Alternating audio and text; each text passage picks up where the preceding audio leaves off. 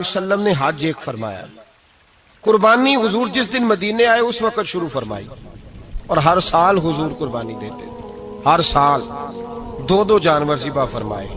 یا رسول اللہ صلی اللہ تعالی علیہ وسلم دو کا کیا مقصد فرمایا؟ ایک میری طرف سے ایک میری غریب امت کی طرف سے. یا رسول اللہ صلی اللہ علیہ وسلم کس طرف سے فرمایا؟ ایک میری طرف سے ایک میری امت کی طرف سے. کبھی فرمایا ایک میری طرف سے ایک میرے اہل بیت اور میری امت کی طرف سے. دو جانور حضور نے ذبح فرمائے. اور پھر میرے حبیب پاک صلی اللہ تعالی علیہ وسلم کے غلام مولا علی شیر خدا، ابن ماجہ کی روایت ہے، حضرت علی شیر خدا فرماتے ہیں کہ نبی پاک علیہ الصلوۃ والسلام دو جانور ذبح کرتے تھے. خود حضرت علی کی جب باری آئی تو انہوں نے بھی دو فرمائے. تو صحابہ نے پوچھا کہ علی دو کیوں؟ دو کس لیے؟ تو حضرت علی رضی اللہ تعالیٰ عنہ فرمانے لگے مجھے میرے حبیب نے وصیت فرمائی تھی کہ علی تو نے دو کرنے، ایک اپنی طرف سے کیا کرنا، ایک میری طرف سے کرنا. تو میں ایک اپنی طرف سے دیتا ہوں، ایک اپنے نبی پاک کی طرف سے دیتا ہوں صلی اللہ علیہ. دو جانور. آپ لوگوں نے سنی ہوئی ہے یہ بات کہ مہینہ کھانا نہیں پکتا تھا حضور کے گھر میں. حضرت عائشہ فرماتی ہیں 3 چاند اور 3 سورج کٹھے کبھی نہیں دیکھے جب ساتھ روٹی بھی کھائی ہو. یعنی 3 دن مسلسل کبھی کھانا نہیں کھایا. قربانیاں کتنی دیں بولیے؟ حضرت علی شیر خدا کا مکان کوئی نہیں اپنا، کوئی گھر نہیں بنایا. مولا کائنات شیر خدا، میں نے یہ بات پھر دوہرا رہا ہوں، پہلے بھی میں نے عرض کی تھی، پکا کرنے کے لیے دوہرا رہا ہوں. حضرت علی کا کوئی کاروبار نہیں بظاہر. بی بی صاحبہ فرماتی ہیں کہ کئی ہفتے صرف سرکہ اور کھجوریں. قربانیاں کتنی؟ اسی سارے صاحب لان ٹورے ہیں کہ ساڑھے تے لگ دیئے کہ نہیں پکا. اور پھر جب بات ہوتی ہے دینے کی تو ماحول اور ہوتا ہے، جب لینے کی باری ہوتی ہے تو ماحول اور ہوتا ہے. قربانی واجب ہے اس شخص پر جس کے پاس 52.5 تولے چاندی یا 7.5 تولے. لیکن میں 7.5 تولے والا فتویٰ نہیں دیتا، میں 52.5 تولے چاندی والا فتویٰ دیتا ہوں. اس لیے کہ 52.5 تولے چاندی تو شاید تولہ یا 1.5 تولہ سونے کے برابر ہی ہو جائے. ٹھیک ہے نا جی؟ تو 7.5 تولے سونا 50-60 ہزار روپیہ جس آدمی کے اکاؤنٹ میں موجود ہے وہ قربانی کرے. بلکہ امام شافعی رحمۃ اللہ علیہ فرمایا کرتے تھے جس نے 3 کمروں کو تالا لگایا ہوا ہے وہ 3 کمرے فارغ ہیں، اس کے کسی کام کے نہیں، ان کی قیمت کا حساب لگائے. چھت پہ سٹور بنا دیا ہے کوئی مطلب نہیں اس کا، اور جو ویسے رکھی ہوئے ہیں کوئی معنی ہی نہیں کمرے کا. فرماتے تھے حساب لگائے، قربانی کرے. رب کریم کی بارگاہ میں دینے کا جب معاملہ آیا تو گول کر گیا کام. میرے رسول کائنات سرور عالم صلی اللہ علیہ وسلم کا جب اپنے لیے چیزیں استعمال کرنے کا ماحول ہے تو محبوب پاک علیہ الصلوۃ والسلام نے مہینہ روٹی نہیں پکائی. یہاں جو آدمی ہر جمعرات کو 4 کلو بکرے کا گوشت پکاتا ہے اور ہر تیسرے دن مرغی کا گوشت لاتا ہے، وہ قربانی کی باری آتی ہے تو کہتا ہے میرے پہ لگتی نہیں. وہ ٹھیک ہے ابا جی لے آئے، ابا جی کی طرف سے قربانی ہے، اس دفعہ ابا جی کی، اگلی دفعہ اماں جی کی، اس سے اگلی دفعہ دادی جی کی. او خدا کے بندو، جس آدمی کے پاس پیسے ہیں پہلے اپنی قربانی واجب ہے. میری بات کی سمجھ آ رہی ہے عزیزوں کو؟ جو آدمی صاحب استطاعت ہے پہلے کس کی قربانی کرے گا؟ وہ کمائی کرتا ہے، اس کے اپنے اکاؤنٹ میں تنخواہ آتی ہے، ابا جی کے اکاؤنٹ میں نہیں آتی. اس نے اپنا بینک بیلنس چوری بھی رکھا ہوا ابا جی سے. پہلے اپنی قربانی کرے. اگر اس کو شوق ہے، دل کرتا ہے تو ایک اور خریدے، پھر ابا جی کی طرف سے کرے. اگر اللہ نے توفیق دیا تو ایک اور خریدے، اماں جی کی طرف سے کرے. اور اگر اس کے دل کو اللہ ٹھنڈک عطا کرے، سکون کرے، تو پھر اپنے رسول کی طرف سے بھی قربانی دے، پھر اپنے محبوب کی جانب سے بھی قربانی کرے. نبی پاک صلی اللہ تعالی علیہ وسلم نے ہر سال 2 قربانیاں دی. 10 سال کل کتنی ہوگی 10 سالوں میں بولیے؟ اور جب حضور حج کرنے گئے نبی پاک نے 63 اونٹ ذبح فرمائے. ایک اونٹ میں کتنی قربانیاں ہوتی ہیں؟ 63 اونٹ حضور نے ذبح فرمائے. اور حدیث بڑی مزیدار ہے. حضرت ابو ہریرہ رضی اللہ تعالیٰ عنہ فرماتے ہیں کہ جب اونٹ ذبح کرنے کی باری آئی تو ہم سوچ رہے تھے، پریشان تھے کہ یہ تو بڑا مشکل ہے ذبح کرنا، بڑا مشکل ہے، اس کو تو نہر کرنا پڑتا ہے، گرانا پڑتا ہے، باندھنا پڑتا ہے. سب سے مشکل کام اونٹ ذبح کرنا ہے. تو نبی پاک صلی اللہ علیہ وسلم کی تو عادت کریمہ ہے، اپنے ہاتھ سے ذبح کرتے ہیں حضور. وہ ہمارا اللہ خیر کرے، اب اللہ ہی حافظ ہے. ذبح کرنا تو دور کی بات ہے، ہمارا جو BA پاس لڑکا ہے نا اس کو ڈر آتا ہے جانور کے پاس کھڑے ہوتے ہوئے. کہتے ہیں بچوں کو اندر لے جاؤ، 10 سال کا 12 سال کا اندر لے جاؤ، ذبح کرنا روئے گا. اب بس کرو یار، یہ کس قوم سے تمہارا تعلق پڑ گیا ہے؟ ہمارے تو 12 اور 14 سال کے معوذ اور معاذ ابو جہل کی گردن کاٹ کے رکھ دیا کرتے تھے، اور تو بچہ بکرا ذبح کرنے سے ڈرا رہا ہے. اس کو کھڑا کر لا کے، قربانی تو جہاد کی ٹریننگ ہے، وہ کھڑا کر، اس کو کہا بیٹا یہاں کھڑا ہو، اللہ کے رستے میں بکرے کی گردن کاٹنی ہے. اگر کوئی شخص خدا رسول کے دین کی مخالفت کرے، کفر کا جھنڈا اٹھائے تو اس کی گردن بھی کاٹنی ہے. یہ ٹریننگ ہے بچوں کے لیے. یہاں عجیب ماحول ہے، ڈر لگ رہا ہے، پیچھے ہٹ جاؤ. اور جس صاحب کی قربانی ہے وہ بھی کوئی 1.5 کلومیٹر کے فاصلے پہ کھڑے ہیں، دور کھڑے ہو کے دیکھ رہے ہیں. نفیس ہی بڑے ہیں جناب، لطیف ہی بڑے ہیں. کپڑوں کو کوئی قطرہ خون کا لگ گیا تو بڑی مصیبت بن جائے گی. اور امیر آدمی اس کا تو گھر کسائی نے خود فون کیا ہے کہ صاحب سب سے پہلے میں آپ کے گھر آؤں گا. اس کو پتہ ہے کہ منہ مانگی قیمت ملے گی. مہربانی فرمائیں، قربانی میرے رسول پاک صلی اللہ علیہ وسلم سے زیادہ نفاست والی طبیعت کسی کی نہیں. صحابہ کہتے ہیں اتنا حسین محبوب کا انداز تھا کہ کبھی کپڑوں پہ مکھی بھی نہیں بیٹھی تھی. اور حضور سے ہم سلام لیتے تھے، دست مبارک چومتے تھے تو ہمارے ہاتھوں سے کستوری کی خوشبو آنے لگتی تھی. اور فرماتے ہیں نبی پاک کا ہاتھ یوں ہوتا تھا کہ برف بھی اتنی ٹھنڈی نہیں جتنا پیارا حضور کا ہاتھ ٹھنڈا ہوتا تھا. پھر بھی حضور دست مبارک میں خنجر پکڑتے، جانور کو لٹاتے اور اپنی طامت کو سمیٹتے، اور اللہ کے حبیب گھٹنا رکھتے اس کی گردن پر اور بسم اللہ اللہ اکبر کہہ کے ذبح فرماتے. حضور خود دست مبارک سے. تو اتنا زیادہ نازک مزاج ہو گیا ہے کہ اب یہ والی سنت ادا کرنا مشکل ہو گیا تیرے لیے. 63 اونٹ ہیں. اور صحابہ کرام علیہم رضوان فرماتے ہیں کہ حال یہ ہے ہم سوچ رہے ہیں کیسے ذبح کریں گے، کیا کریں گے، کیسے گرائیں گے. اور نبی پاک صلی اللہ علیہ وسلم کہتے ہیں ہم ابھی سوچ میں ہی تھے کہ حضور نے چھری پکڑی. خنجر جب حضور نے اٹھایا تو فرماتے ہیں اونٹ دوڑتا ہوا آیا اور نبی پاک کے سامنے آ کے لیٹ گیا. فرماتے ہیں اللہ کے رسول نے بسم اللہ اللہ اکبر کہہ کے ذبح کیا. اس نے ٹانگ بھی کوئی نہیں ہلائی، پیر بھی کوئی نہیں ہلایا. وہ کسی شاعر نے بڑی عجیب بات کہی تھی. اس نے کہا پھنسی جو دام میں بلبل تو لگی یوں کہنے، کرے گا قتل کیا تو نے جب اسیر مجھے، کباب شمع کے شولے پہ کیجیو صیاد، شکل گل نظر آئے دم اخیر مجھے. وہ کہتے ہیں بلبل کو شکاری، صیاد شکاری نے پکڑ لیا بلبل کو، تو صیاد سے بلبل کہنے لگی تو نے پکڑا ہے تو قتل تو کرے گا ہی نا، کھائے گا تو صحیح، ایک میری منت ہے. شکاری کہنے لگا وہ کیا؟ تو بلبل کہنے لگی جب تو مجھے ذبح کرے نا اور پکائے تو مجھے پھول سے بڑی محبت ہے. اس طرح کرنا، کوئلے اتنے زیادہ دہکانا، اس قدر زیادہ آگ جلانا کہ ان کی شکل گلاب کے پھول کی طرح سرخ ہو جائے. تو جب تو مجھے ان پر جلائے گا تو مجھے تکلیف نہیں ہوگی، اس لیے کہ محبوب کا چہرہ جو سامنے آ جائے گا مجھے تکلیف نہیں ہوگی. پھنسی جو دام میں بلبل تو لگی یوں کہنے، کرے گا قتل کیا تو نے جب اسیر مجھے، کباب شمع کے شولے پہ کیجیو صیاد، او شکل گل نظر آئے دم اخیر مجھے. اعلیٰ حضرت بریلوی علیہ رحمہ فرمایا کرتے تھے، فرماتے تھے بڑی تکلیف ہوگی جب جان نکلے گی. روایتوں میں آتا ہے جس طرح باریک دوپٹہ جھاڑیوں پہ ڈالا جائے، کھینچا جائے تو پھٹ جاتا ہے، یوں تکلیف ہوگی. پر فرمانے لگے رسول اللہ کے غلام کو کوئی تکلیف نہیں ہوگی. حضور کیوں؟ فرمایا اس لیے کہ جب جان نکلنے لگے گی تو سامنے جلوہ ودوحات آ جائے گا. حضور کے جلوے ہوتے رہیں گے تو پتہ ہی نہیں چلے گا جان کیسے نکل گئی. پھنسی جو دام میں بلبل.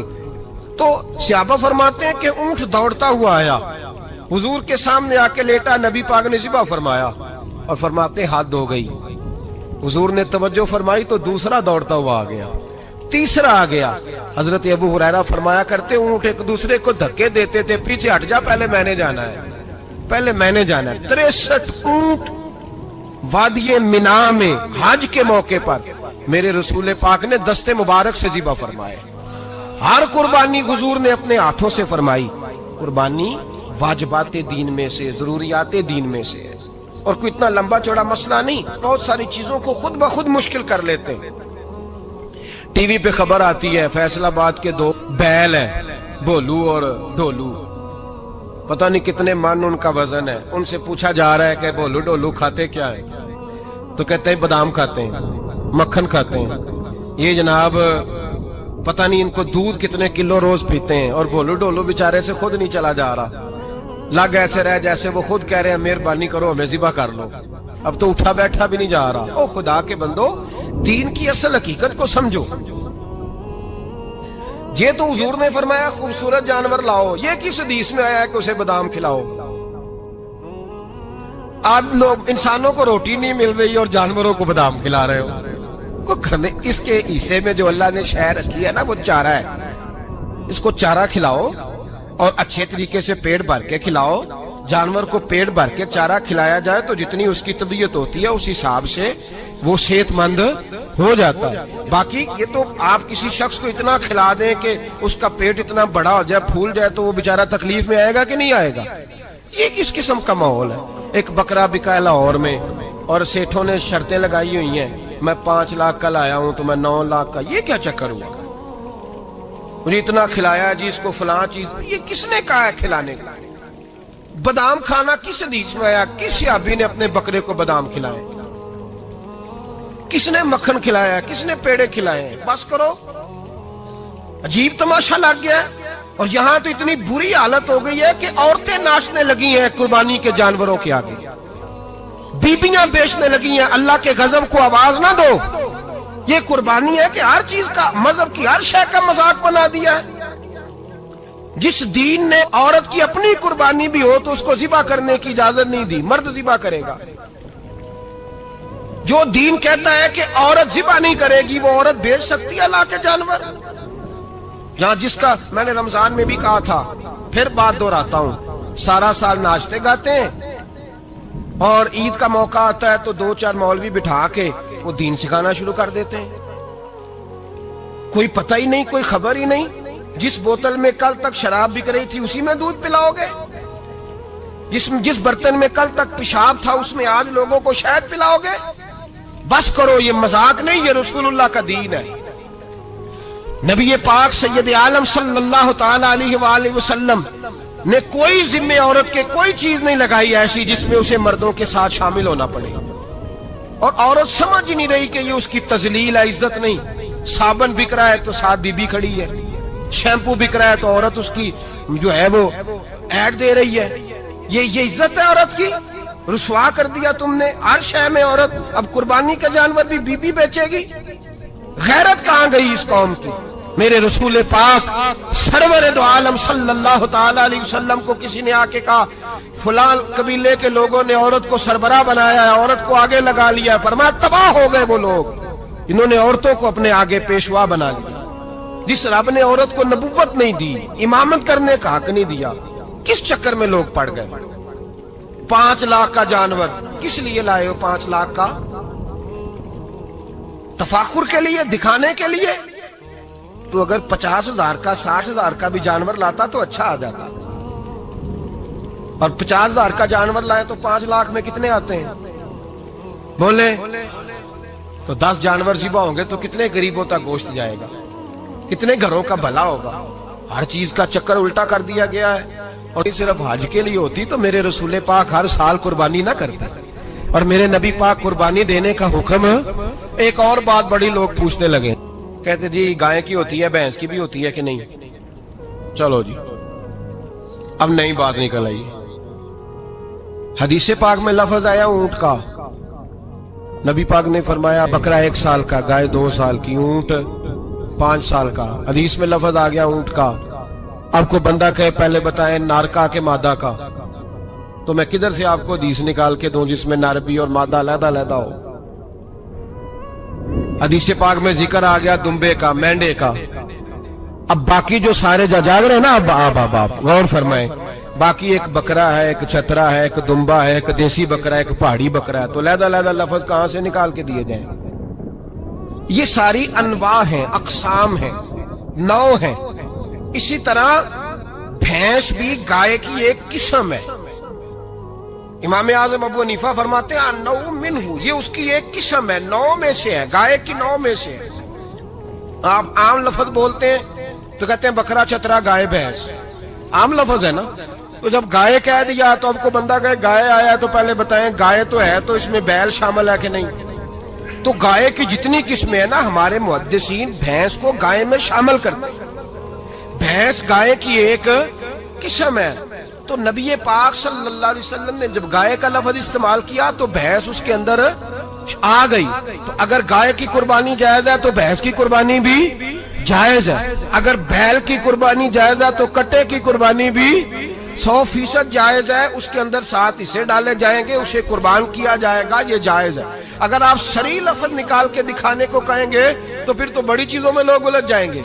پھر کیسے نکالا جائے گا خسی کی جائز ہے کہ نہیں، جو خسی نہیں اس کی جائز ہے کہ نہیں، فلاں کی. تو ان تفصیلات، ہاں بہت ساری چیزوں کی تفصیلات حدیث میں ہیں لیکن ساری چیزوں کی موجود نہیں. اس لیے میرے عزیز یاد رکھیں، بھینس کی قربانی بھی ہوگی، گائے کی بھی ہوگی، بیل کی بھی ہوگی، کٹے کی بھی ہوگی. جن کی نہیں ان کی نہیں. ہم نے کبھی کہا ہرن کی قربانی بھی ہوگی یا مرغی کی قربانی بھی ہوگی. تو حدیث مبارکہ کے اندر جو چیزیں موجود ہیں ان کی جتنی اقسام ہیں ان سب کی قربانی کرنا ہاں جائز ہے. اور میرے نبی پاک صلی اللہ علیہ وسلم نے فرمایا جانور خوبصورت ہو، لنگڑا نہ ہو، کانا نہ ہو، زخمی نہ ہو، خوبصورت جانور لاؤ، اس کو لا کے ذبح کرو. لوگ کہتے ہیں چلو اتنے پیسے اللہ کے راستے میں دے دیں تو یہ کافی نہیں کافی. مسلم شریف میں، بخاری شریف میں میرے نبی پاک سید عالم صلی اللہ تعالی علیہ وسلم نے فرمایا 10 ذی الحج کو اللہ کی نظر میں ابن آدم کا سب سے پسندیدہ عمل. لیکن نا 10 ذی الحج کو، کل 10 ذی الحج ہے تو بڑے کام ہوں گے. فجر کی نماز بھی ہوگی، تکبیرات تشریق بھی پڑھی جائیں گی. آج فجر سے شروع ہو گئی نا، 9 کی فجر سے لے کر 13 کی عصر تک تکبیرات تشریق پڑھی جائیں گی. اللہ اکبر، اللہ اکبر، لا الہ الا اللہ واللہ اکبر، اللہ اکبر وللہ الحمد، اللہ اکبر، اللہ اکبر، لا الہ الا اللہ واللہ اکبر، اللہ اکبر وللہ الحمد، اللہ اکبر، اللہ اکبر، لا الہ الا اللہ واللہ اکبر، اللہ اکبر وللہ الحمد. کوشش کریں جب بھی پڑھیں 3 بار پڑھیں. تکبیرات تشریق بھی پڑھی جائیں گی. فجر کی نماز بھی کل ہوگی، عید کی نماز بھی ہوگی، لوگ اور بھی کوئی ذکر اذکار کریں گے. لیکن میرے نبی پاک صلی اللہ علیہ وسلم نے فرمایا 10 ذی الحج کو اللہ کو اپنے بندے کا جو کام سب سے زیادہ پسند ہے وہ یہ ہے کہ وہ اللہ کے راستے میں جانور کا خون بہائے. حالانکہ نمازیں بھی ہیں، اذکار بھی ہیں، تکبیرات بھی ہیں، سارا کچھ ہے، پر اللہ کو سب سے زیادہ کیا پسند ہے؟ جانور کو قربان کرنا. یہ اللہ کو بڑے خوبصورت لفظ نبی پاک علیہ السلام نے فرمایا قربانی کا جانور قیامت کے دن اپنے سینگوں اور کھروں سمیت آئے گا، اور جس نے قربانی کی ہوگی اس کی بخشش کروا کے اسے جنت میں لے کر جائے گا. تو فرمایا ابن آدم کا سب سے پسندیدہ عمل یہ، سب سے پسندیدہ، کہ وہ 10 ذی الحج کو قربانی کریں، کوشش کریں خود ذبح کریں اپنا جانور. یہ حضور کی سنت ہے. یہ نہ ہو سکے تو نبی پاک صلی اللہ علیہ وسلم نے اپنے ہاتھوں سے ذبح کرنے لگے حضرت فاطمہ کا جانور. تو فرمایا فاطمہ ادھر آ کے اس کے پاس کھڑی ہو جاؤ، میں تمہارا جانور ذبح کرنے لگا ہوں. اپنے جانور کے پاس کھڑے ہوں. میرے جو بھائی ذبح کرنے کا کام کرتے ہیں نا، قصاب ہم کہتے ہیں، سارے قصاب نہیں ہوتے، بہت سارے لوگ یہ سعادت حاصل کرتے ہیں اور بڑی نیکی کا کام کرتے ہیں. اللہ انہیں بڑی بہترین جزا عطا فرمائے گا، بڑا خیر کا کام کرتے ہیں. لیکن چونکہ رش ہوتا ہے ایسے لوگوں کے پاس، تھوڑی جلدی بھی ہوتی ہے. پہلی تو کوشش کریں تکبیر خود ڈالیں، یہ نہیں ہو سکتا تو قریب کھڑے ہوں. ہمارے ہاں ایک رواج یہ بھی ہے کہ 2 بندے ہاتھ رکھتے ہیں. ذبح وہ کر رہا ہوتا ہے تو جس کی قربانی ہوتی ہے اس کو کہتے ہیں تو بھی ساتھ ہاتھ رکھ. ہوتا ہے نا جی بہت ساری جگہوں. اب حکم یہ ہے شریعت اسلامیہ کا کہ جب جانور ذبح کریں گے تو پڑھیں گے بسم اللہ اللہ، بسم اللہ اللہ. ہاں نبی پاک صلی اللہ علیہ وسلم نے لمبی دعا پڑھی، صحابہ بھی لمبی دعا، انی وجہت وجہی للذی فطر السماوات والارض حنیفا وما انا من المشرکین، یہ بھی پڑھا. اور پھر میرے رسول پاک صلی اللہ علیہ وسلم نے یہ بھی کہا کہ اللہ میری طرف سے قبول فرما، میری امت، میری اہل بیت کی طرف سے قبول فرما. صحابہ جب جانور ذبح کرنے لگتے پہلے یہ دعا پڑھتے، پھر کہتے اللہم تقبل منا کما تقبلت خلیلک ابراہیم علیہ السلام وتقبلتا حبیب کا محمد صلی اللہ علیہ وسلم، اے اللہ ہم سے بھی قبول فرما جیسے تو نے حضرت ابراہیم سے قبول فرمائی اور جیسے اپنے حبیب حضرت محمد صلی اللہ علیہ وسلم سے قبول. یہ ساری دعا پڑھیں اور جب جانور ذبح کرنے لگے تو پھر پڑھیں بسم اللہ اللہ بسم اللہ اللہ. اچھا 2 آدمیوں نے ہاتھ رکھا ہوا ہے، 2 آدمیوں نے. اب اگر ایک نے بھی نہ پڑھی بسم اللہ اللہ اکبر تو جانور حلال نہیں ہوگا، دونوں کو پڑھنا پڑے گا. یہ مسئلہ یاد رکھیں. ایک اور بات بھی بتانی ہے آپ کو، وہ بھی آپ نے یاد رکھنی ہے. قربانی کے بڑے جانور میں کتنے حصے ہوتے ہیں؟ 7. اب 7 حصوں میں 7 کی نیت قربانی کی ہونی چاہیے. 7 کی 6 حصے ڈال گئے، جو چلے تھوڑے سے زیادہ امیر لوگ نہیں تھے، نارمل تھے، انہوں نے 6 حصے ڈال لیے. 7واں امیر آدمی تھا، اس کو جا کے کہا یار ایک حصہ نہیں مل رہا تو چل تو نے تو 2-3 بکرے لیے ہوئے ہیں تو بھی شامل ہو جا. اس نے پہلے تو کہا نہیں یار میں نے اب لے لی ہیں. پھر جب اصرار کیا تو کہا چلو ٹھیک ہے بڑے گوشت کا قیمہ کرا لیں گے. تو اس طرح کرو ڈال لو میرا بھی حصہ. اب 6 کی نیت قربانی کی، 7ویں کی گوشت کی، کسی کی بھی قربانی نہیں ہوگی، گئے سارے. اب اس کے لیے شرط کیا ہے کہ اس کو بھی آپ، اصل میں ہمیں مسائل نہیں آتے، نہ ہم سیکھتے ہیں نہ پتہ کرتے ہیں، پھر خرابی ہوتی ہے. اب اس سے کہیں کہ یار قربانی سے پہلے اپنی نیت کا اعادہ کر، اپنی نیت کا اعادہ کر، بتا کہ تیری نیت کیا ہے، اگر غلط ہے تو صحیح کر لے تاکہ سب کی قربانی تو بتا. یہ جو تو رکھ رہا ہے قربانی تو کس کی قربانی کر رہا ہے؟ دادا جی کے نام کی، ابا جی کے نام کی، اپنے پیر کے نام کی، استاد کے نام کی، یا رسول پاک صلی اللہ علیہ وسلم کے نام، نبی پاک کے نام کی؟ اس سے پوچھیں اور جو وہ نیت بتائے اس نیت کی دعا ہوگی، اس کی طرف سے کہا جائے گا اے اللہ اس کی طرف سے اسے قبول. میری بات کی سمجھ آ رہی ہے میرے عزیزوں کو؟ اور اس ارادے کے ساتھ قربانی، اگر ایک کی بھی نیت خراب ہو گئی تو مسئلہ بگڑ گیا. اس لیے ان مسائل کو، اور نبی پاک کے نام کی جو قربانی ہوگی سبحان اللہ. میں کرامات کا زیادہ قائل نہیں، ہم کرامات کے نہیں کیفیات کے قائل ہیں، کیفیات کی. اور دین ویسے بھی لفظوں کا نام نہیں کیفیت کا نام ہے. میرے حصہ فرمایا کرتے تھے ہم کرامت سے زیادہ کیفیت کے قائل ہیں. اگر مرید ساری زندگی کرامتیں سناتا رہے اور کبھی اسے مدینے جانے کا شوق ہی پیدا نہ ہو، کبھی نبی پاک کے نام پہ آنسو نہ آئے تو پھر کرامت کا فائدہ نہیں، کیفیت تو ملی نہیں اسے.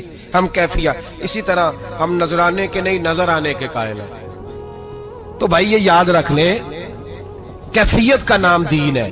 نبی کریم علیہ الصلوۃ والسلام بائی دا وے ایک قضائے حاجت کے لیے ایک باغ میں تشریف لے گئے. حضور باغ کے اندر داخل ہوئے ہی تھے، اونٹ بندھا ہوا تھا. تو حضرت ابو درداء رضی اللہ تعالیٰ عنہ کہتے ہیں وہ اونٹ نے حضور کی طرف دیکھا تو اس نے رونا شروع کر دی. اصل میں دکھ پوچھنے والا کو ملے تو پھر ہی رونے کا مزہ آتا ہے. ہر جگہ تو دکھ سنایا بھی نہیں جا سکتا. ایسا ملے نا جو دکھ پوچھنے والا ہو، تسلی تشفی دینے والا ہو، جس کے کندھے پہ سر رکھ کے بندہ دیر تک روئے. اونٹ رونے لگا تو حضرت ابو درداء رضی اللہ تعالیٰ عنہ فرماتے ہیں نبی کریم علیہ السلام اس کی طرف بڑھے، حضور نے اس کی پشت پر ہاتھ رکھا تو وہ اور زیادہ رونے لگا. پھر میرے محبوب نے اپنے کان مبارک اس کے منہ کے قریب کیے تو اس نے کوئی بات کی. محبوب نے فرمایا بلاؤ نا اس کے مالک کو کہاں ہے. وہ جب آیا تو حضور صلی اللہ علیہ وسلم نے فرمایا کہ تم اسے اس کی ضرورت سے زیادہ اس پر وزن رکھتے ہو، اسے اذیت دیتے ہو، تکلیف پہنچاتے ہو. پھر حضور علیہ السلام نے فرمایا اسے کھانا اور پانی وقت پر نہیں دیتے، دھوپ چھاؤں کا خیال نہیں رکھتے. اور آخری لفظ حدیث کے محبوب فرمانے لگے تم اس کے بارے میں اپنے رب سے نہیں ڈرتے، اس کے حقوق کے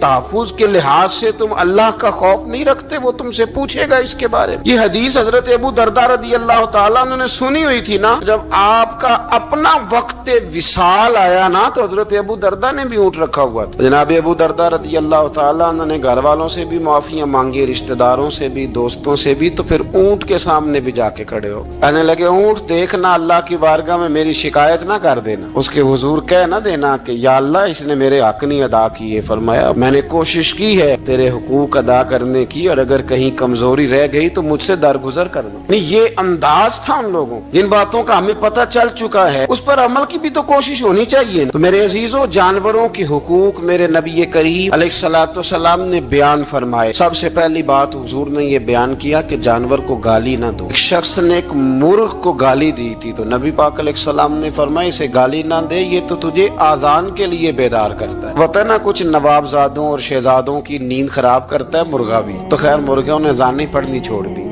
تکلیف کی بات ہے، خوشی کی بات نہیں، درد کی بات، یہ اذیت کی بات۔ یعنی وہ وطن بھی کو وطن ہے جس میں اذان کی آواز ہی نہ آئے، وہ دیش بھی کو دیش ہے۔ ہم جا کے اب بسنے لگے ہیں ٹاؤنوں کے اندر، سوسائٹیوں کے اندر، جہاں اذان کی آواز ہی نہیں آتی۔ کچھ جگہ ہے جہاں اذان کی آواز ہی نہ آئے۔ ہمارے ہاں جو غریب لوگ ہوتے ہیں نا، وہ گدا ریڑھی پہ دفعہ سبزی بیچتے ہیں۔ یہ ہمارے آج کل کنو بہت زیادہ ہے مارکیٹ میں، تو میں دیکھتا ہوں کہ سڑک کے اوپر گدے کو بھی کھڑا کیا ہوا، اس لیے کہ اب وہ اسی کے اوپر سارا دن رکھیں گے اس کو، اور شام تک جب تک بکے گا نہیں اس بیچارے کی خلاصی نہیں ہوگی۔ نبی پاک صلی اللہ علیہ وسلم نے فرمایا کہ جانور کو سواری بناؤ، کرسی نہ بناؤ۔ دو صحابہ بیٹھے تھے گھوڑے کے اوپر، ایک ادھر بیٹھا تھا ایک ادھر بیٹھا تھا، دونوں آپس میں باتیں کر رہے تھے۔ جس طرح ہمارے زمانے میں جو نئی نئی کار خریدتا ہے نا، تو اس کا بھی کوئی واقف مل جائے تو وہ روڈ کے اوپر کھڑے ہو کے بات کرتا ہے، چونکہ روڈ تو اس نے الاٹ کرایا نا اپنے نام۔ تو میرے جیسا آدمی کئی دفعہ پیچھے ہو بھی نا، تو ایک دن بچہ مجھے کہنے لگا کہ زور سے ذرا ہارن دی، تو میں نے کہا یار اس کے پاس نئی نئی دولت آئی ہے تو مطلب اس کو ہارن نہ دے، پتہ نہیں کہاں سے بولے گا، تو اس کا تو کچھ نہیں بگڑے گا، تو ہمارے لیے مسئلہ بنے گا۔ یہ عرض نہیں، اب یہ کھڑا ہے تو کھڑا، یہ اس کو لوگ چودراہٹ سمجھتے ہیں، یہ چودراہٹ نہیں ہوتی، اس سے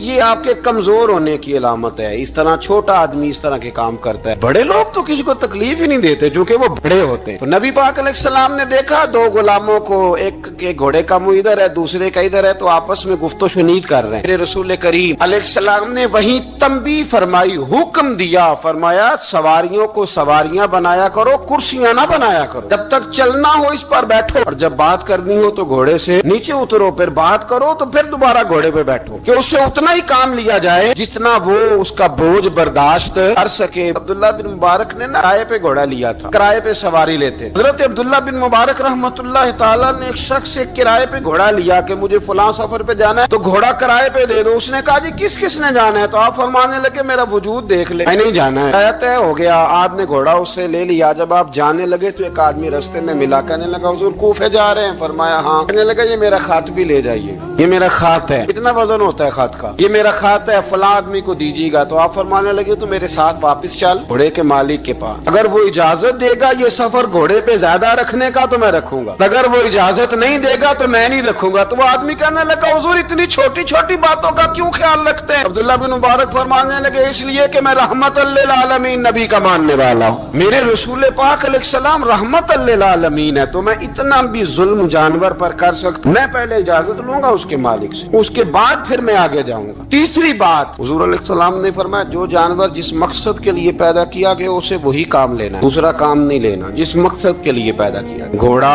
گدھا اور خچر کھانا اسلام میں ذبح کر کے کھانا اس لیے جائز نہیں رکھا گیا کہ یہ سواری کے جانور ہیں، تو جو سواری کے جانور ہوں گے انہیں ذبح کر کے کھایا نہیں جائے گا، اس سے سواری کا کام لیا جائے گا، اور جو جانور گوشت والے ہوں گے ان سے گوشت کا کام لیا جائے گا، جو دودھ والے ہوں گے اس سے دودھ کا کام لیا جائے گا۔ بخاری مسلم میں موجود ہے، نبی پاک علیہ السلام فرماتے ہیں ایک شخص نے بیل پر سواری کر لی، اس نے سواری کر لی اور جب وہ تھوڑا سا آگے گیا نا تو بیل اپنا منہ پیچھے کر کے کہنے لگا میں سواری کے لیے نہیں پیدا کیا گیا۔ اللہ نے اسے زبان عطا فرمائی اور بیل بول پڑا، کہنے لگا مجھے حال کے اندر جوت لے، یہ کام مجھ سے لے لے، لیکن تو میرے اوپر سواری نہیں کر سکتا، سواری کے لیے اللہ نے گھوڑے پیدا کیے، اونٹ، گدھے اور خچر پیدا کیے ہیں، جو جانور جس مقصد کے لیے ہوگا اس سے وہی کام لیا جائے گا۔ ایک بات اور کرنے لگا ہوں، ذرا سخت ہے، جانوروں کو لڑانا حرام ہے۔ حضرت عبداللہ ابن مسعود رضی اللہ تعالیٰ عنہ روایت بیان کرتے ہیں، فرمایا لعنتی ہے وہ شخص جانوروں کو آپس میں لڑاتا ہے، وہ لعنتی ہے جو جانوروں کو آپس میں اور آپ اس ملک میں رہتے ہیں جہاں کروڑوں روپے کی شرطیں لگتی ہیں جانوروں کی لڑائی، جانوروں کو اذیت دی جاتی ہے، تکلیف دی जाती है, कबूतर उड़ाए जाते हैं। और आई नाम उसको मिलता है जिसका कबूतर देर के बाद आए। कबूतरबाज कबूतर को बैठने नहीं देता। ये हराम है, शरीयत इस्लामिया में हराम है जानवरों का लड़ाना और उनको एक दूसरे के खिलाफ उभारना हराम है, दीन में मना किया गया है। अब जानवर को अगर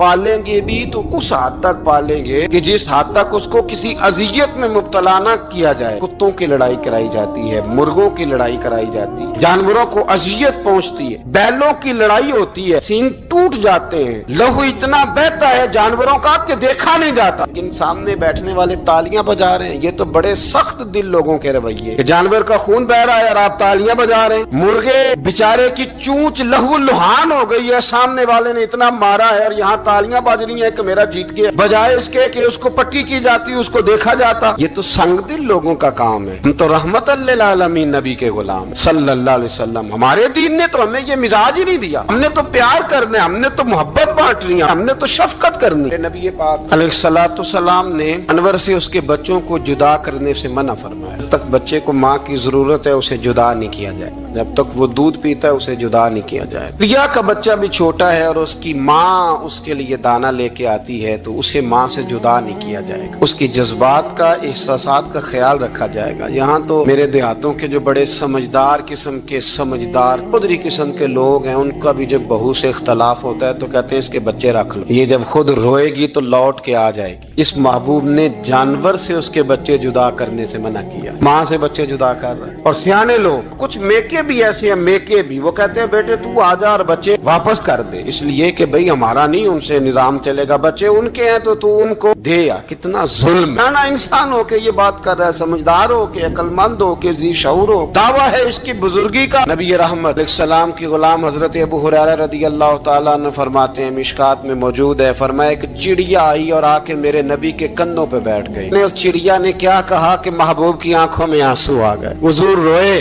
फटाफट हुजूर उठे, मैं कौन इसके बच्चे उठा के लाया, इसने इसके बच्चे उठाए, कौन है जल्दी बताओ। हजरत अबू हुरैरा कहते हैं सहाबी है कि या रसूलल्लाह मैं जरा पसंद आ गए थे तो मैं उठा लाया हूँ। हुजूर ने फरमाया इसे वापस कर दो, ना ये मेरी बारगाह में शिकायत कर रही है तो कयामत में भी तेरी शिकायत करे, जा वहीं रख के आ, जहाँ से तू उठा करके लाया था। मेरे दोस्तों, दीन इतने आला हुकूक बयान करे जानवरों के, और इंसान उससे आगे बढ़ के इंसानों के साथ सलूक करे। हम ना सियासत से बादशाही लेना चाहते हैं, सियासतदानों के अपनी जेब से इश्तिहार छपवा के बादशाही लेना चाहते हैं, डेरा बना के बादशाही लेना, ना ना ना। बादशाही तो रहम करने से मिलती, बादशाही तो शफकत करने से मिलती, बादशाहियां तो अल्लाह की मखलूक से प्यार करने से मिलती। बादशाहियां, इमाम अहमद बिन हंबल रहमतुल्लाह तआला अलैह फरमाते, मैंने एक मुहद्दिस का तज़किरा सुना कि वो मेरे महबूब की हदीसें बयान करते हैं तो कहते हैं मैं शौके इल्म में उनकी बारगाह में पहुंचा। जब मैं गया तो कुत्ते को खाना खिला रहे, मैंने सलाम ली तो उन्होंने जवाब तो दिया पर कोई इतनी तवज्जो नहीं की मेरी तरफ। मेरे दिल में ख्याल आया ये मुहद्दिस हैं और कुत्ते के साथ इतना प्यार कर रहे हैं, मेरी तरफ देखा ही नहीं। तो फरमाते हैं वो कुत्ते को खाना खिला के फारिग हुए तो मेरी तरफ देख के कहने लगे, अहमद बिन हंबल, मेरे इलाके में कुत्ते नहीं रहते, कुत्ते दूसरे शहर में ज्यादा पाए जाते हैं, ये भूखा था तो इधर आ गया था। और तुम्हें हुजूर अलैहिस्सलाम की वो हदीस तो पता होगी, नबी पाक ने फरमाया जो किसी के साथ उम्मीद लगाए और वो आदमी उसकी उम्मीद पूरी करने पर कादिर हो फिर भी उम्मीद पूरी न करे, तो कयामत के दिन अल्लाह उसकी भी बहुत सारी उम्मीदें पूरी नहीं करेगा, उसे सजा मिलेगी। उम्मीद पूरी करने पर कादिर था, मजबूर नहीं था, पर पूरी न की तो उसे कयामत के दिन सजा मिलेगी। फरमाया ये कुत्ता उम्मीद लगा के आया था मेरे घर में खाने की, अगर मैं पूरी न करता तो फिर हुजूर की उस हदीस पर अमल कैसे होता और फिर मुझे हदीसें बयान करने का मतलब क्या समझ में आता। इमाम अहमद बिन हंबल रहमतुल्लाह तआला अलैह फरमाते हैं, मैंने कहा उस्ताद जी इजाजत दे दें। कहा किधर आए थे? कहा हुजूर जिस काम आया था ना वो मेरा बड़ा ही अच्छा हो गया, वो बड़ा शानदार हो गया, जो हदीस भी आपने बयान कर दी और सिर्फ बयान नहीं की, आपने तो अमल करके भी दिखा दिया, आपने तो उस हदीस पर मनोवन अमल करके भी दिखा दी। जानवर के साथ उसने सलूक करना, उसके साथ प्यार करना। कुछ जानवर मूजी होते हैं, शरीयत ने उन्हें मारने की इजाजत दी है, इजाजत दे दी है। जो जानवर तकलीफ देता है, अजियत देता है, उसे मारा जा सकता है, लेकिन जानवर के हुकूक का लिहाज करना, उस पर रहम खाना, उस पर तवज्जो देना, इन चीजों को समझते नहीं अमीर मिल्लत। और अगर मैं कहूँ बानिए पाकिस्तान तो मैं ठीक कहूंगा, बानिए था एक उस वक्त अंग्रेजों का बड़ा जमात अली शाह साहब मुहद्दिस अली पूरी भी पाकिस्तान की तहरीक चला रहे थे और कायदे आजम भी चला रहे थे। तो लॉर्ड ने कायदे आजम से कहा था कि कायदे आजम, मुझे तेरी सियासत से इतना डर नहीं आता जितना जमात अली शाह के दीन से डर आता। इतना मुझे, मैं ऑन दी रिकॉर्ड बात कर रहा हूँ जिम्मेदारी के साथ, कि तेरी सियासत से मैं इतना नहीं डरता जितना जमात अली शाह के दीन से डरता। इसलिए कि ये जब दीन का नाम लेके पाकिस्तान की बात करता है तो लोगों पे अदूतारी कर देता है। इसलिए मैं तेरी सियासत से ज्यादा इसके दीन से डरता हूँ। पीर मिल्लत पीर जमात अली शाह साहब अबुल अरब भी कहा जाता। उन जमानों में अरब में गुर्बत आई तो यहाँ से हिंदुस्तान से चंदे इकट्ठे कर करके पीर जमात अली शाह साहब ले जाया करते। मदीना शरीफ में आज भी जमात मंजिल मौजूद। साहब की अपनी रिहाइश थी। मिल्लत पीर जमात अली शाह साहब ना मदीने में गुजर रहे थे तो बड़े बड़े मुरीद साथ थे। उस जमाने में लोग हाथों में छड़ी रखा करते, जानवर अक्सर होते थे तो छड़ियां हाथों में होती थी। तो पीर साहब गुजर रहे थे, बूढ़े आदमी थे, साथ थे, तो एक कुत्ता दौड़ा दौड़ा आ गया। जब वो पीर साहब के करीब से गुजरने लगा तो एक मुरीद ने ना कुत्ते की टांग पे डंडा मारा, पीछे हट जा, कपड़ों को न लग जाना। चौंकने लगा, रोने लगा। जब भागा ना तो लोग कहते हमने अजीब मंजर देखा। 100 साल के पीर जमात अली शाह साहब पगड़ी हाथ में पकड़ी और कुत्ते के पीछे भागना शुरू कर। दौड़ के कुत्ते को उठा के लाए और यूं उसको सीने से लगाया। पीर साहब ना उस कुत्ते को अपनी रिहायश गाह पे ले गए, अपनी पगड़ी खोल के ना तो उसकी पट्टी की, फिर दूध का प्याला उसके आगे रखा। कुत्ते ने दूध पी लिया तो पीर जमात अली शाह साहब ने हाथ बांधे लगे, मदीने के कुत्ते भी पाक की बारगाह में मेरी शिकायत न कर देना, हुजूर की बारगाह में शिकायत न करना कि या रसूलल्लाह ये आते हाजिरी देना, हमें तकलीफ देते हैं, शिकायत न करना मुस्तफा करीम की बारगाह में, मैंने नहीं इसे कहा था, इससे भूल हो गई, मैं माफी मांगता हूँ। मेरे अजीजों, वहाँ दर्द था, वहाँ सोच था, वहाँ प्यार था, वहाँ मोहब्बत थी। लेकिन हमारे रवैये इंसानों के हक में तो क्या, जानवरों के हक में सख्त से सख्त तर होते जा रहे हैं। हमने अपने शौक से जानवर लड़ाने शुरू कर दिए, कबूतर उड़ाने शुरू कर दिए। तबाही पर तबाही का माहौल हम फराहम करते जा रहे हैं। इनसे प्यार करें, इनको आसानी देने की कोशिश करें। कुछ लोग ऐसे होते हैं जो बेचारे बाई नेचर ही कुछ परेशानियों का शिकार होते हैं। और कुरान मजीद ने जो इरशाद फरमाया ना कि कुछ लोग नफ्स की ख्वाहिश को अपना खुदा बना लेते हैं, तो वो बिला वजह भी बहुत सारी बातें करते हैं जिनका कोई वजूद नहीं होता। औरत को हुकूक दिलाने के लिए बहुत सारे लोग बहुत सारी गलत बातें करते हैं। जो लोग यहाँ से किसी को ले जाते थे ना दुबई धोखा दे के, और ले जाते थे यूरोप में, अरब ममालिक में धोखा दे के ले जाते थे, तो वो भी कोई ख्वाब ही तो दिखाते थे तो इतने लाख तनख्वाह होगी, इतना कुछ होगा। वहां जाके पता चलता था कि जेब से भी देने पड़ेंगे कुछ। बहुत सारे लोग ऐसे होते हैं, वो सारे खूबसूरती के नाम पर ही धोखा देते हैं। आपको पता है कि जो आदमी किसी को लालच देता है तो किसी को लूटने के लिए उसे लालच देना बड़ा जरूरी होता है। लोग पहले लालच देते हैं फिर लूटते हैं। पहले मुकम्मल लालच देते हैं, ये चीज मिल जाएगी, ये चीज मिल जाएगी। लोग मुकम्मल लालच देते हैं, उसके बाद फिर लूटते हैं। और अगर लालच ना दें तो कोई आदमी काबू आएगा? लोग लूटते हैं लालच देकर। अच्छा, अब वो जो जिसको लालच दिया जा रहा होता है वो कह रहा होता है कि नहीं नहीं तुम्हें नहीं पता, वो उस वक्त मानने को तैयार नहीं होता। वो कहता है इतनी खूबसूरत बातें कर रहा है, इतनी अच्छे पैगाम दे रहा है, तुम मेरे दुश्मन हो, तुम मुझे मना कर रहे हो। होश तब आती है कि जब सब कुछ लुट जाता है। औरत को वैसे भी काबू करना बड़ा आसान होता है। आला हज़रत बरेलवी रहमतुल्लाह अलैह फरमाते हैं, बेटियां नाजुक शीशियां होती हैं, इनको तो जरा सी चोट लगे तो टूट जाती हैं। देखिए कितना बड़ा जुमला कहा बरेली के इमाम, नाजुक शीशियां। जरा कोई आदमी गुमराह करता है, जरा खराब करता है। अब देखे ना, ये जो बच्चियों को बच्चे मिस गाइड करते हैं, उन्हें बड़े बड़े ख्वाब दिखाते हैं, वो बेचारी माँ बाप को छोड़ के, बहन भाई को छोड़ के इसके साथ शादी करती है। फिर जो उसका बाद में अशर होता है, आप उदलियां नू सरदार पहन तके ते शर्मा वालियां नू झूठे डोलियां दे। फिर वो बेचारी माँ बाप रखते नहीं, वो जुल्म करता है, तो कितनी बड़ी तकलीफ में वो बच्ची आ जाती। नाजुक शीशी होती है ना तो टूट जाती। यही हाल अब जदीद खवातीन और ये जो कुछ एंकर पर्सन है, ये असल में ना یہ آپ کو سیاست سکھاتے ہیں، لیکن یہ مادر پیدر آزاد لوگ ہیں، بالکل آزاد۔ یہ تو علماء شور نہ کریں، بات نہ کریں، گفتگو نہ کریں، مشائخ بات نہ کریں، اور یہ جو کچھ سنجیدہ اور دینی طبقہ ہے یہ کوئی شور نہ کرے، یہ تو روڈوں پہ ننگے ہو کے آ جائیں معاذ اللہ۔ خوفناک نظریہ رکھتے ہیں یہ لوگ۔ عورت کو کہتے ہیں تیرے حقوق ہم تجھے لے کے دیں گے، مثلاً وہ کون سا حق ہے جو تم نے لے کے دینا ہے؟ میرے نبی کریم صلی اللہ علیہ وسلم نے اس کو بیٹی بھی بنایا ہے، اس کو بہن بھی بنایا ہے، اس کو ماں بھی بنایا ہے، اسے بیوی کا عالی شان رتبہ بھی عطا فرمایا ہے۔ اور چونکہ بیٹی کا بھی حق بڑا بیان کیا جاتا ہے، بہن کا بھی، ماں کا بھی، اور بیوی کے معاملے میں لوگ سمجھتے ہیں کہ زیادہ بات نہیں کرنی چاہیے، شاید مسئلہ خراب ہو جائے۔ حالانکہ نبی پاک صلی اللہ تعالیٰ علیہ وسلم نے بیوی کے بارے میں پتہ کیا فرمایا؟ فرمایا جب تم نکاح کر لیتے ہو تو اپنا ایمان محفوظ کر لیتے ہو۔